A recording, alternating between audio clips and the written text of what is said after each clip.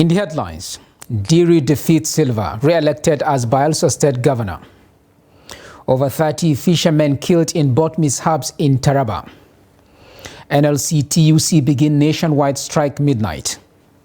On the foreign scene, ISIL-linked armed group kills 19 villagers in DR Congo.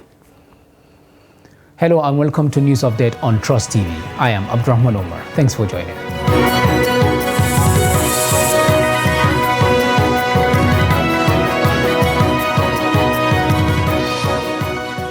And now the news in full. Governor Diri of Bayelsa State has secured re-election after the Independent National Electoral Commission announced him winner of the poll.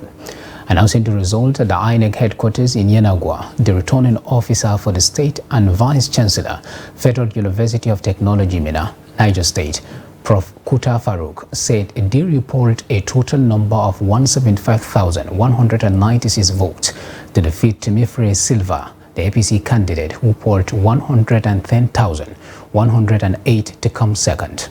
In a build-off to the announcement of the result in Southern Ijo, being the last local government where result was awaiting, there was a tension in the state as well as the around INEC office as party supporters laid siege in the surrounding. There was a commotion at the Coalition Center after the declaration of Brass local government area result as party agents exchanged blows. Now, the Independent National Electoral Commission INEC has declared the candidate of the All Progressives Congress APC in the November 11th governorship election in Kogi State, Ahmed Ododo, winner of the poll. Ahmed defeated his closest rival in the contest, candidate of the Social Democratic Party SDP, Murtala Ajaka, in what has been a keen contest for the governor's seat. Trust TV's Sheffield Suleiman reports. Ahmed Osman Ododo of APC, having satisfied the requirements of the law, is hereby declared the winner and is returned elected. The governorship election in Kogi State has been won and lost after months of contestation and heated political campaign. The returning officer for the election made the declaration despite plans by INEC to conduct fresh elections across 9 wards in Ogori-Mogongo Council, with growing complaints of alleged overvoting in some polling units. Announcing the results, APC's Ahmed Ododo polled 446,237 to secure a landslide victory, beating his closest rival Murtala Ajaka of the SDP, who scored 259,053 votes, as party agents expressed mixed reactions on the conduct of the exercise. Yes, it's an election period. Everybody needs to talk and everybody needs to make complaint. An electoral process is a procedure which starts and must end. We're happy today that the INEC, I commend INEC for taking all the complaints from other parties, and they treated it. At the end of the day, they now find out that all their agitation and noise was just for them to be heard. But all the same, we're calling on all the parties to come and join hands with the new government. We'll run an open government in Kogi State, and I know that the incoming governor will definitely put his arm open for the other parties to come and be part of the government. They complained yesterday as to the outcome of the results that was uploaded from the beavers to the IRF, where there were massive overvoting, even in the local government of upward of about 80,000. Difference between accredited voters and the vote that was in excess. And the National Commissioner issued a statement and a release, which is signed, to say that this is unacceptable and that it will be looked into. But they never did. The announcement by INEC sent APC supporters into a frenzy as they jubilate through the night with security agents on high alert to maintain law and order. From Lokoja, the Kogi State capital, Shapiro Suleiman, Trust TV News.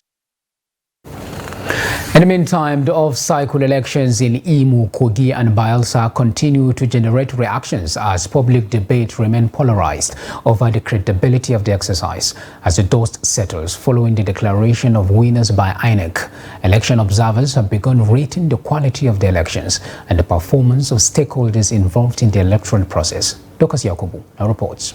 The battle for the governorship seat is over in what many describe as a largely peaceful but somewhat flawed exercise. As the controversy around the election continues to divide opinions, Yaga Africa, which is a non-profit organization promoting participatory democracy, human rights and civic participation, youth initiative for advocacy, growth and advancement, believes there have been substantial improvements in the just concluded off-cycle governorship elections. In Imo State, the beavers worked throughout the day in 94% of polling units.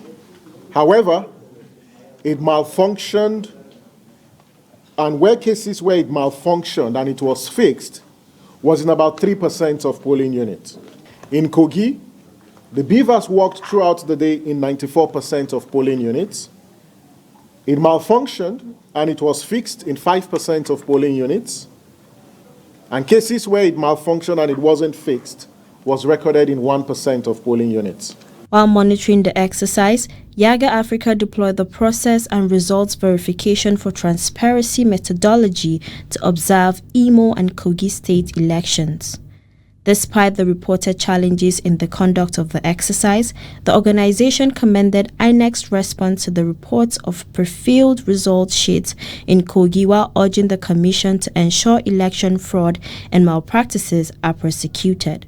The commission, and in this case INEC's prompt response to the report of cases of pre-filled result sheets, that's from EC8As, in Kogi, was equally impressive. We hope that the Commission will fulfill its commitment to ensuring the culprits face the full wrath of the law. We hope that the reports, of several electoral offenses, compromise and unprofessional conduct on the part of police officers are duly investigated and that the culprits are properly punished. The need for a critical review of the electoral process has been highlighted to ensure sustainability and development of Nigeria's election system. Dokas Yakubu, Trust TV News, Abuja.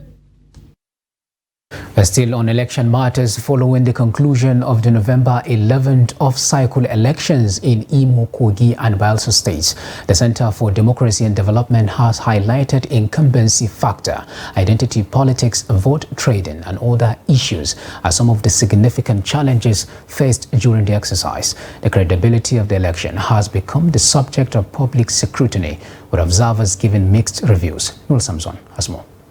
Election observers have begun reviewing the quality and credibility of the exercise as INEC concludes the conduct of the off-season elections. For the Center for Democracy and Development, there is need to be an overhaul of the responsibility in election management that will improve the process. The statement is set in the broader context of the economic, political, and socio-cultural environment, which not only frames but continues to pose challenges for the country's competitive party and electoral politics. Major features of this environment are the following: incumbency, identity, institutions, inducements, information disorder. These features have in recent years progressively constituted more disturbingly than before, and fetters on the country's electoral democracy, despite limited success in sanitizing the country's electoral process. While the center identified the prevailing challenge that characterized Nigerian elections, they also recommended possible solutions to remedy them. So, what is important is that we look at those elements of the political environment which continue to pose serious challenges to the conduct of democracy in this country. The political parties themselves are not mirror of what democracy should be. And they are the ones who, of course, by constitution, by any arrangement, will form governments. So I think the point is that for Nigerians to start making it clear to the political parties that they are the problem. But we keep to encourage them by diverting attention from what they are not doing right to looking at problems or failures in other institutions of society. And they are doing all their best to delegitimize the electoral process in this country.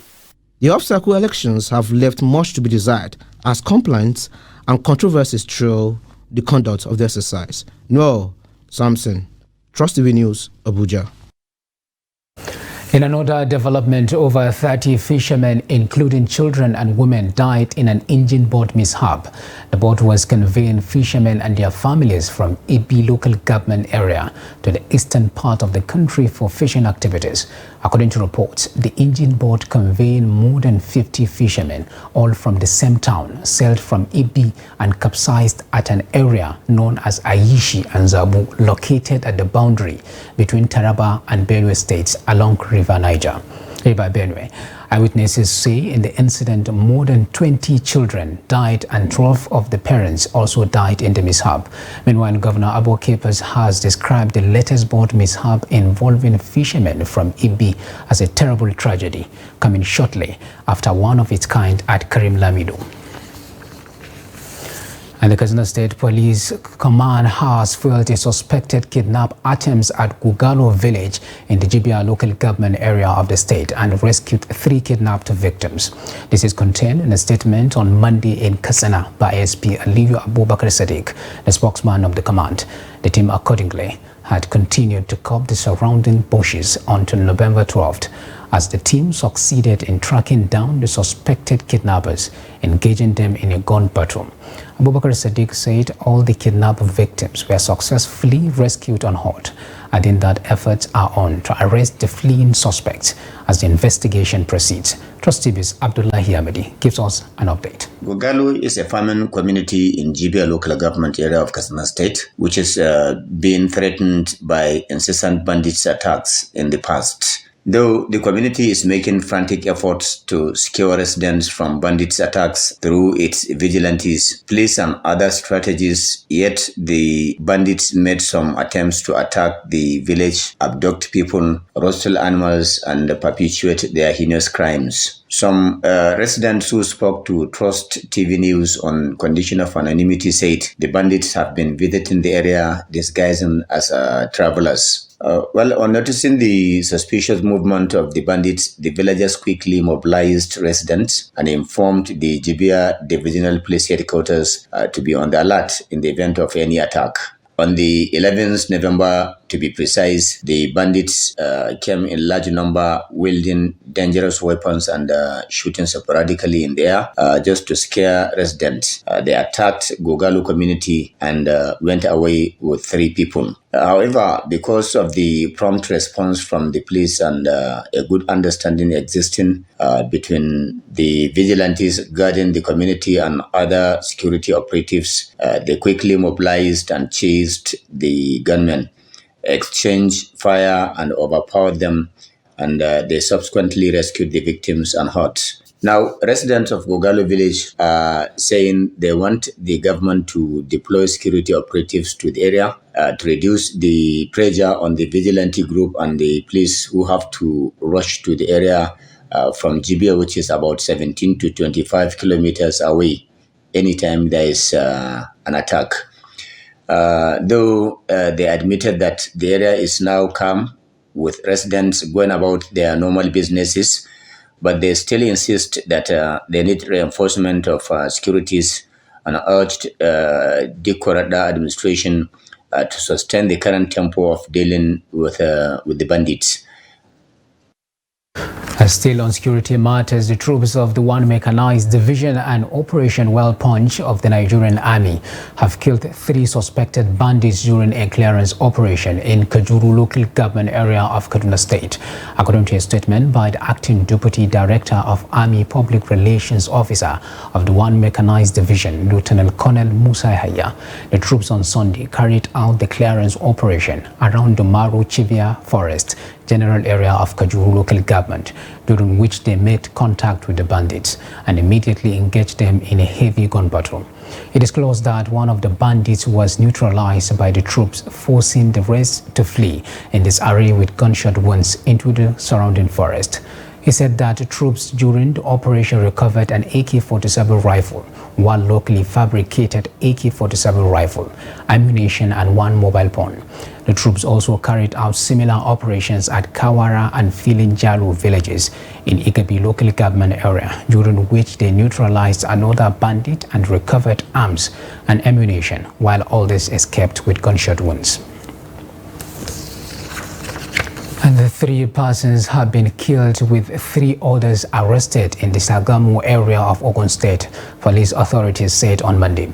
Ogun State Police Command disclosed this in a statement, saying the victims died after rival courts clashed in the Abua area of Sagamu.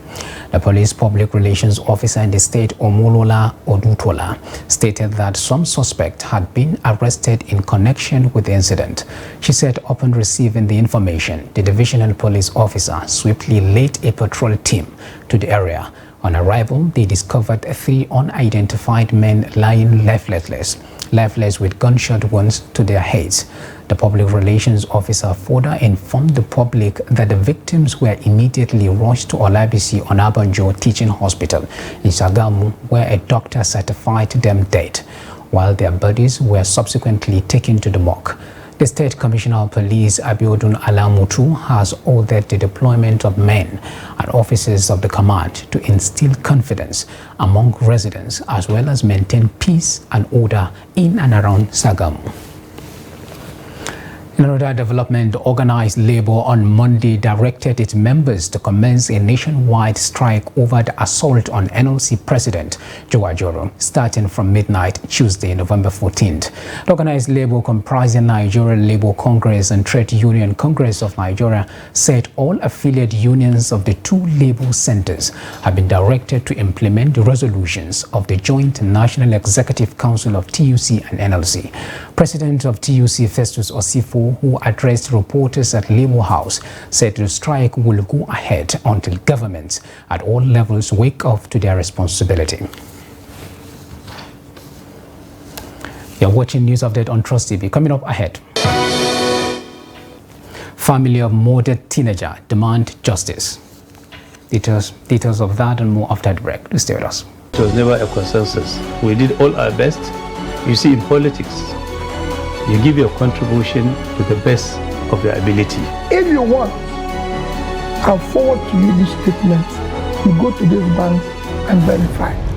But there are people who say not spending money is not a virtue in itself. Let me finish. Because there's so much to be done. Let me finish. Now, you don't allow me to explain myself. The recent development shows abductions are now a factor of informants embedded in community. It's not about the people of Katsina to say that, no, during my administration I was able to stop insecurity. No, it's about collective responsibility for all of us. And what we should ask ourselves is not what has been seen, is the life better? Are there more people who are unemployed who are not become employed? Is the level of corruption has gone down? Is there inclusion? All those issues. We're actually a gas country with associated oil. Our focus has always been on oil, that we have never paid significant attention to gas. To do it effectively, we need to have honest conversation with ourselves. Government needs to come down from its higher horse and communicate with the people and build trust. There must be a solution. We cannot continue this way. They must come back to the table and agree. So whose child will do deny education? All these children that sit for them, they want to go to higher institutions. But just a short while ago you were saying that why bring 10 children when you cannot cater for them? So why bring more universities when you cannot cater for the existing?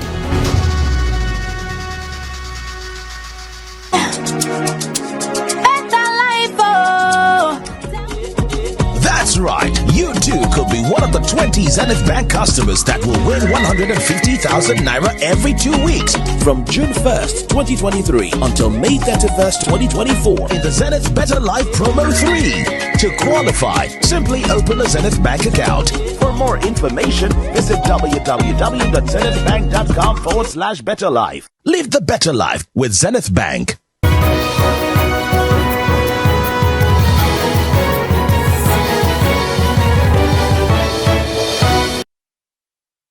Welcome back. If you are just joining us, this is the news update on Trust TV. And here is a recap of some of our top stories.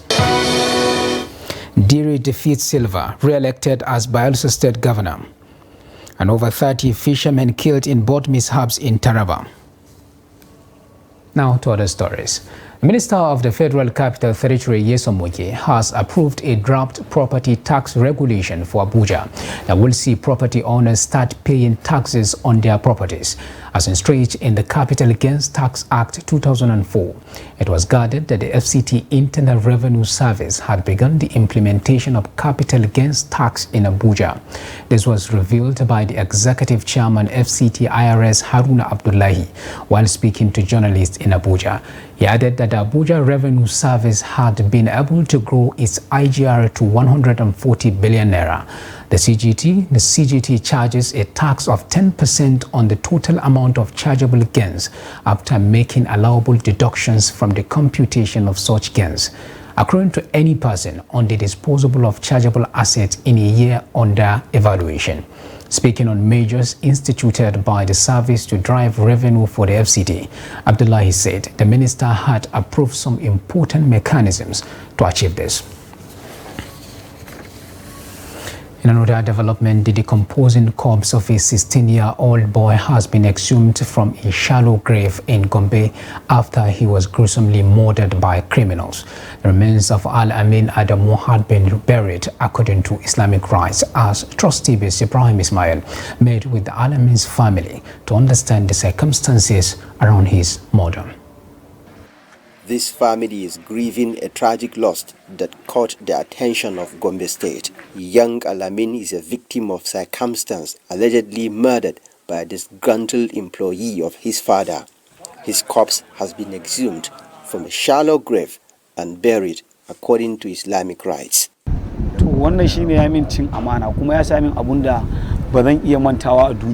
This is a betrayal. I can't forget this worst memory in my life. I loved my son so much. He is my firstborn.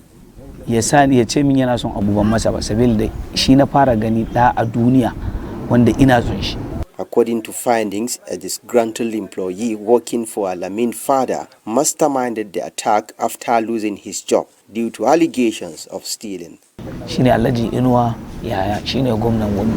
called on the state governor to intervene and order for the execution of the criminals according to what they did.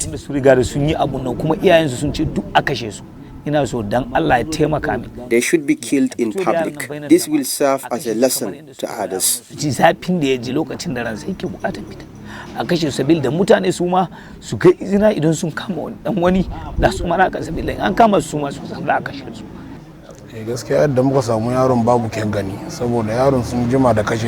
The corpse has decomposed. The body was exhumed more than 10 days after the murder. It is very distressing.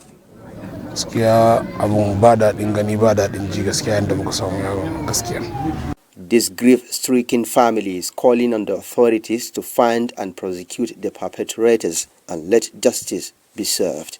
Young Al-Amin's death has unsettled the community as residents mourn the tragic loss while condemning the heinous act.